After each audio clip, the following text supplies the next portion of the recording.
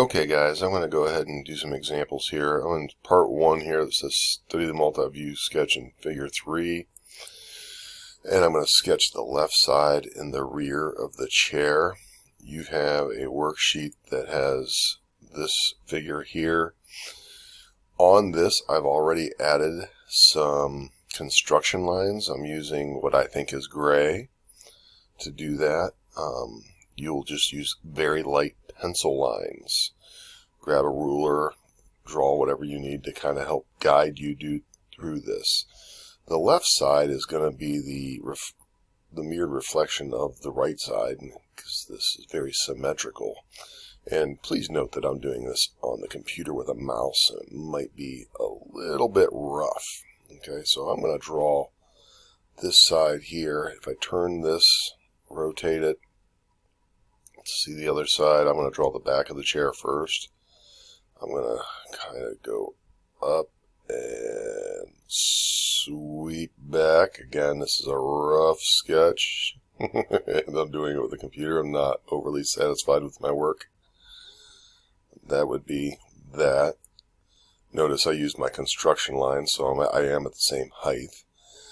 Now I'm going to draw the top of the chair seat. And again, I'm just doing a rough sketch with a mouse. And this seems to kind of flow back to here. Then I'm going to put my leg on. My front leg looks like it goes straight down. And it does look like it kind of sweeps to get a little bit bigger. Alright, does that look about right? Now I'm going to put the little seat cushion on so it looks like it has a little curve here. Alright, so that would be the left orthographic projection.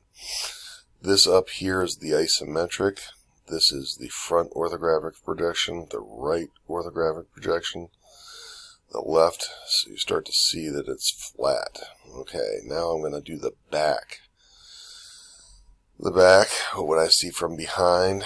Well, I'm going to just basically see that there. So I'm going to go ahead and do my back legs as I think I visualize it.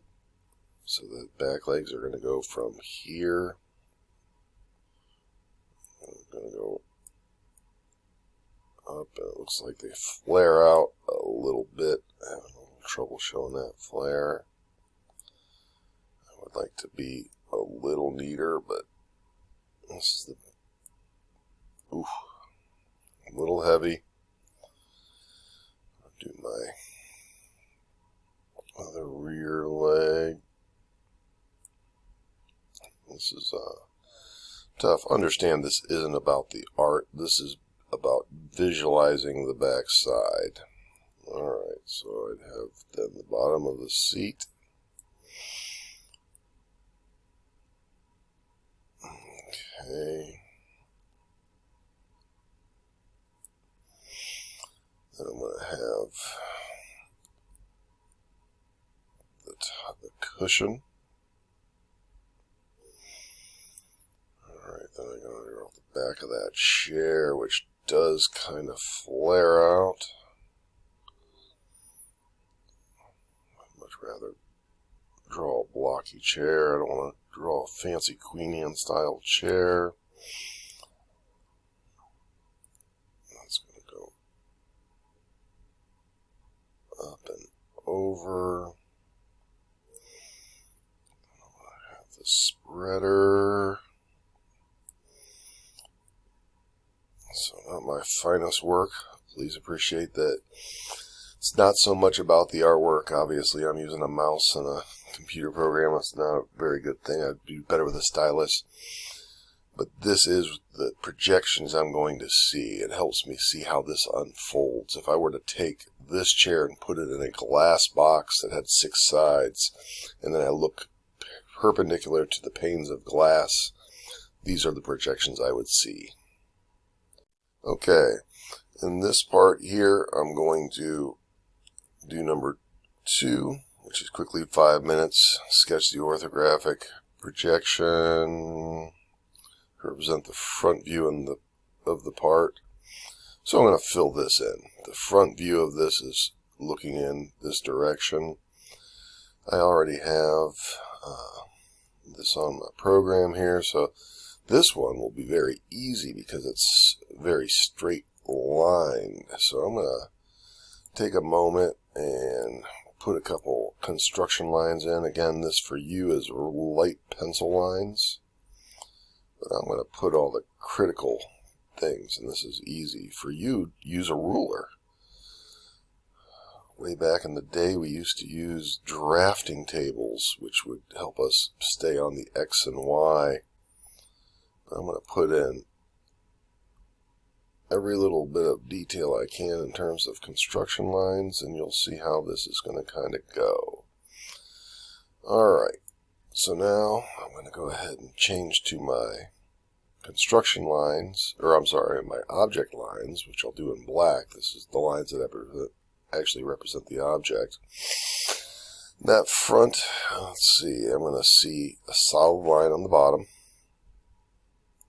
It's going to go from here to here. Should have ran a construction line down from there. The line right here that I'm drawing is going to be this line right here. It goes all the way to the top.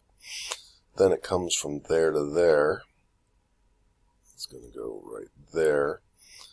Then it goes down from this point to this point. You can see why it's nice to have construction lines. And then that line extends from here all the way down. So that's going to go like this. Then I'm going to go ahead and add that other construction line that I left out, because I really would like to have it. Alright, now going back to my object line. Okay, now that appears to go from there down to there. That would be this line here. I'm not going to draw right on top, you can see. And then from there I go to there. Now, that is all I'm going to see from this side. You notice I'm missing some information. That's why it's so nice to have the isometric in with the orthographics. The orthographics are much better when I go to dimension. In fact, I never want to dimension an isometric line or isometric drawing. I might put my dimensions on my orthographics, but that is all I'm going to see. I have this face right here, which is right here, and then this face right here, which is right here. Alright, on to step 3. I'm going to go ahead and place this on here quickly. 5 minutes or fewer. Complete the following multi-view drawing. So I'm going to add the right side in here. And then I'm going to pay attention to my hidden lines. In class, we would have just talked about what a hidden line is, what a center line is. And I'm going to go ahead and add this on here. I'm going to try to do a little help here. So I have that loaded in over here. I want to put this right here. I'm going to start with adding some construction lines.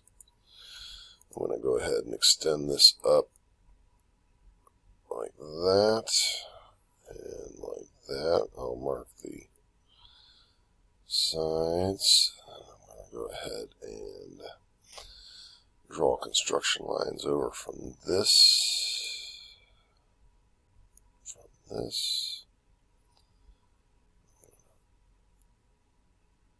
over from all points that are going to be helpful for me here. Alright, I'm going to go ahead and add one over here on the bottom. All depth lines. You're going to see why I'm doing this. Alright. Okay. So, I'm going to add what's called a miter line. That miter line goes up at a 45-degree angle, which is going to help me greatly when it goes to labeling the depth on the right side view, the depth of this object, which is defined as I'll use a gold line or a yellow line. That would be the depth. The depth on that, which is represented by that dimension on the top, is actually represented by the width on the right side. All three of these lines that are gold or yellow, those are the depth, which is going to be defined on this view by where the depth lines coming off the top view intersect the miter line. And I know it looks a little bit like spaghetti, but hopefully as I go you're going to understand what they actually are. So first things first, I'm going to go ahead and start adding. From the right, I'm going to see this face right here, and that's defined as, using my construction lines, I'm going to add the object lines to make that visible. Again, this would just be darker pencil lines. Now I'm going to look at what I would see here. Looking from the side view on that, you don't see that rounded at all. You simply see a rectangle that would go over and there. Now, how thick is it would come down from here. So I go back to the idea of this line. I would trace this line. There's the thickness of that. The thickness of this piece right here is represented by that. That's where that comes over to the miter line, drops down, and would be seen where that intersects. That's why I would add miter lines. Again, this one's probably easier on the computer,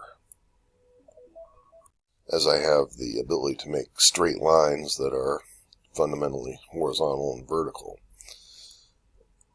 So I'm going to go ahead and now add this top here. Alright, so cruising along pretty good. Alright, that is all I'm going to see in terms of object lines on this side. But now I need to add hidden lines and missing lines. So now I want to add this plane right here, which I can't see, but that would be represented by a hidden line. So I'm going to add a drop down. That's this plane right here, goes over, hits the miter line, and then comes down from it. I'm going to be there. So that plane right there, which is hidden, would go on as a, change it to black, and then that is a dashed line. I'm going to use this. I'm having post-traumatic stress over back in the day. We spent a lot of time doing these by hand. Alright, and then I will see the bottom of this circle would have a line that would be a hidden line. That's going to go right here. And the top of the circle would have a hidden line. Now, the last thing I need to add to this would be the center line of the circle, which again is very helpful. If I'm actually going to make this piece in Fusion, you think about, I would put a circle and then extrude it. I'd want the location of that circle. So the center lines are represented by a dashed line that is long and short. A hidden line is equal dashes, so there are equal dashes there. And then long and short represents a center line. A center mark is just a bullseye. Okay, and that's, but center line is a bullseye with long and short lines. So I just added my two hidden lines representing the edges of the circle. Now I wish to apologize. Now I wish to add the center line, so I'm going to go up here and see if I have a